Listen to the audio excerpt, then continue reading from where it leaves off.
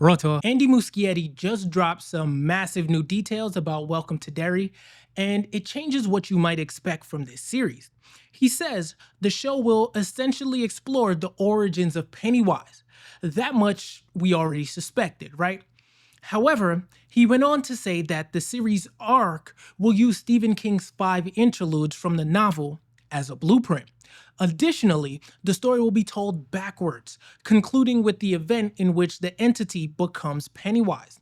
That one sentence just gave us the full roadmap for this series, and it lines up almost perfectly with the hidden history of Derry that we broke down in the Before You Watch video. Now, I'll leave a link to that video in the comments below, and it should pop up above. So, let's connect the dots between what Muschietti just revealed and what it means for how this series is being structured. Because this isn't just another prequel, it's a reverse origin story. One that starts with the echoes of evil and slowly moves back towards the first time it ever took shape, it being the entity.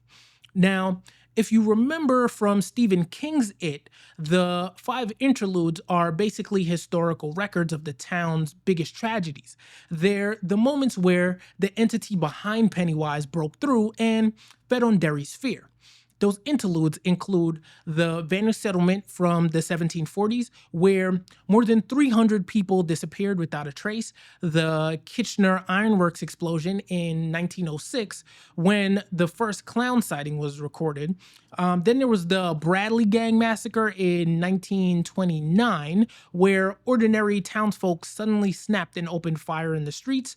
Then there was the burning of the Black Spot in the 1930s, which the Muschietti films moved to 1962.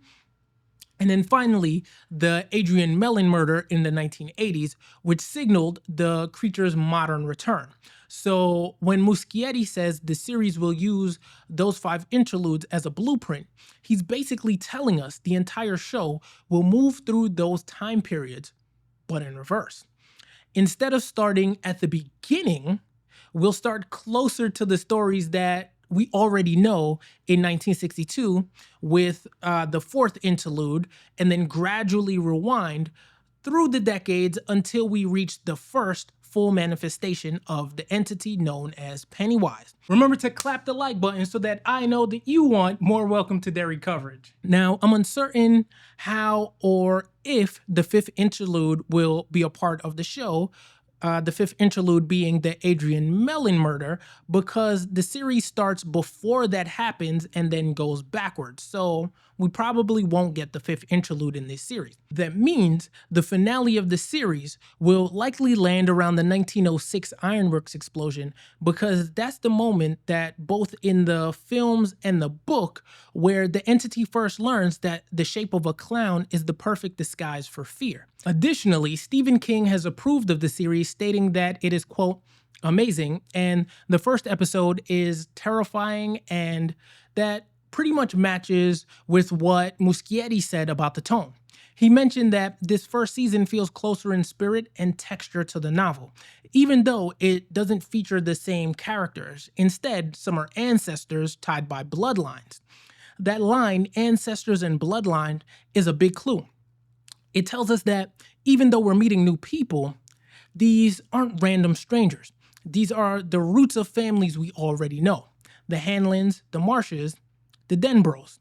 The same bloodline, just centuries earlier, living on cursed ground and repeating the same patterns of denial and fear. To me, that sounds great because it confirms that they're building off of the canon that we already know as Derry's mythology. They're not just taking it in a whole different direction, right? Because the evil in this town doesn't just live under the streets. It lives in memories and families and the things people pass down without realizing what they're keeping alive, right? So now that we understand that, let's talk about the structure, because this backward format isn't just a gimmick. It's the perfect way to tell a story about inherited evil. If the show starts in the 1960s, around the Black Spot era, and then moves back through the Bradley Gang Massacre and the 1906 Ironworks, it'll feel like peeling away layers of history until you finally reach the core, the moment when the mask was first created. The story literally descends into Derry's foundation. That's what makes it so interesting. Most prequels start with the beginning and move forward. This one starts with what we recognize and drags us backward into what we've been afraid to look at. It's mythic horror told as archaeology. Now, here's the other big conversation point. How long could this run? There have been rumors that Welcome to Derry was originally planned for 3 seasons, right? That's been floating around since pre-production, but now that we know Muschietti's using the 5 interludes from King's novel as the blueprint, we have an idea of what to expect from all 3 seasons of Welcome to Derry.